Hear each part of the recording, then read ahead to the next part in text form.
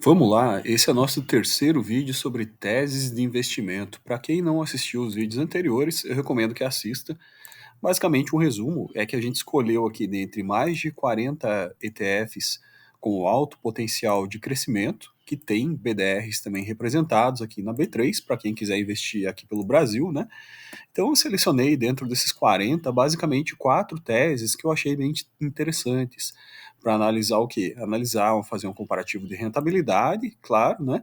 Mas para a gente descer um pouquinho mais profundo, com mais detalhe na análise da tese. Na tese de hoje, vamos tratar da tese do MLPA. Acredito que essa é uma tese bastante interessante e acho que vocês vão gostar bastante do conteúdo. Vou fechar a tela aqui para a gente já começar. Então, o que a gente vai conversar sobre tese do que é esse tal de MLPA, né? Então, esse investimento, essa tese de investimentos, é o ETF aí que basicamente ele investe em oleodutos, né? Às vezes a gente não tem noção de quanto isso é interessante, né? O Brasil tem uma vasta extensão em quilometragem de oleodutos, né? Aqui a gente não tem nem visibilidade sobre essa questão de transporte entre refinaria e pontos de produção, né? Mas eu trouxe para vocês esse mapa dos Estados Unidos. Aqui a gente vai ter uma visibilidade mais clara. Então vocês têm aqui as maiores refinarias e quantos barris por dia são transportados através aqui do mapa dos Estados Unidos e do Canadá. Então percebam que tem oleodutos com capacidade de até 700 mil barris por dia, né?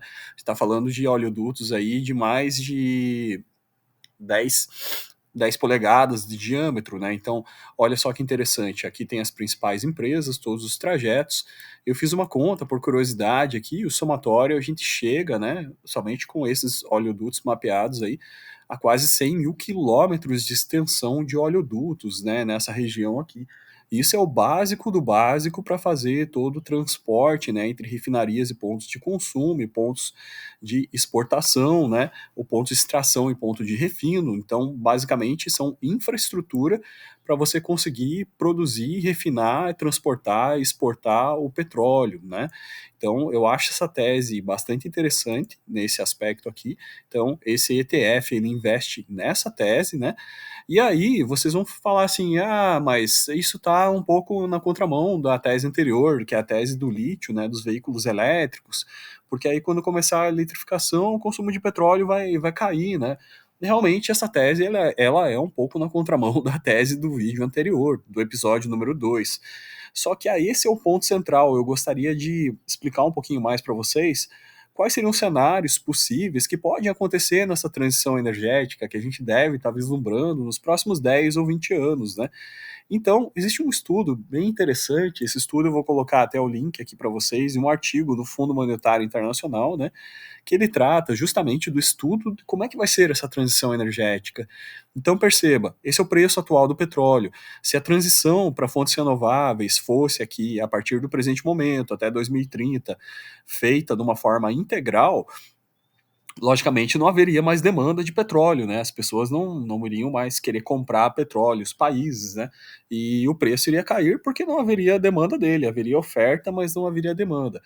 Se fato contrário, se a transição energética se delongar mais em se realizar, né? Se materializar, na verdade, né? O que pode acontecer? Pode acontecer um crescimento, na verdade, do preço histórico, porque você vai tendo uma redução de oferta, né? Você vai tendo plantas que produziam petróleo sendo desativadas, né? Na expectativa de que a matriz tenha essa migração, né?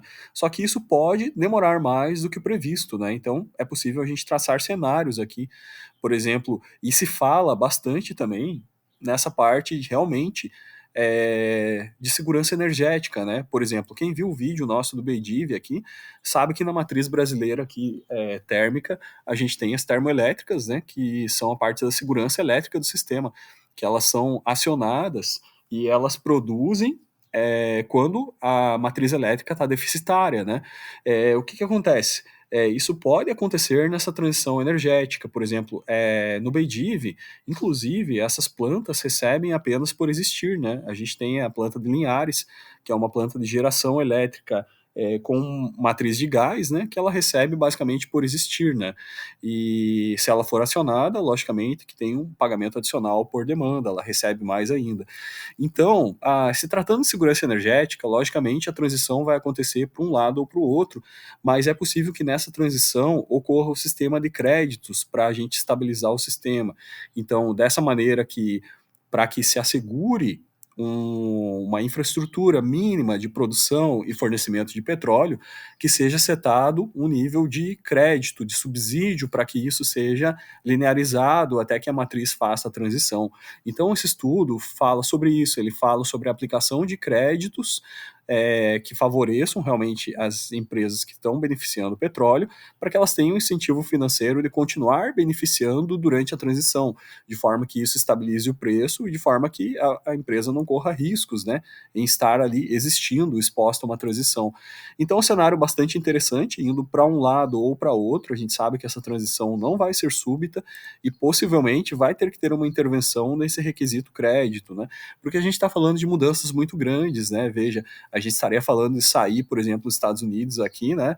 No market share aqui de 15% de combustível fóssil aqui, a gente sair para 5% para o cenário de emissões que está sendo setado para 2030, né?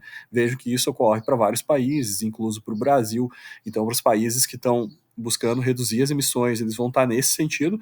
Já para os países que não estão dentro desse acordo, por exemplo, a Arábia Saudita, que vai estar aumentando essa demanda de petróleo, né?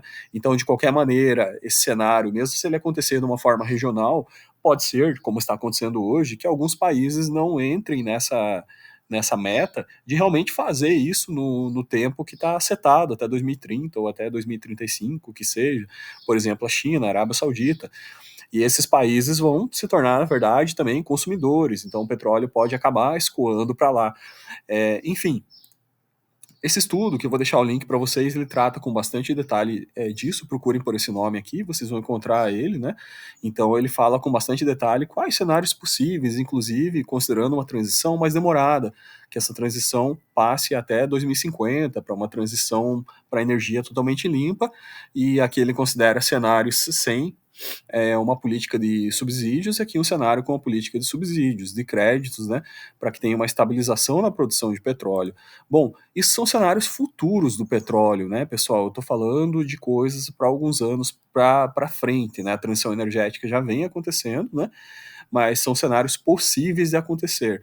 O fato atual é que, para quem quer investir nessa tese, acreditando que, por exemplo, o preço do petróleo vai ficar da forma que está, ou no momento da transição ele tende a subir por um descasamento entre oferta e demanda, gerado pelo atraso na entrada, na transição para energias renováveis, né? Isso realmente pode acontecer porque você está desativando plantas produtoras de petróleo, por exemplo, né?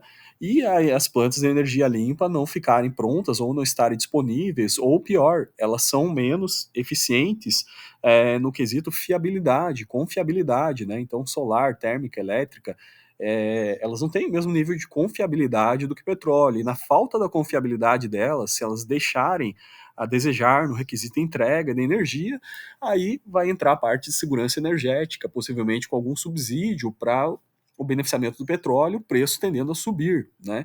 Então, para quem acredita nessa tese, acho que vale a pena estudar bem. Esse artigo é um dos que existem na internet sobre essa temática aqui.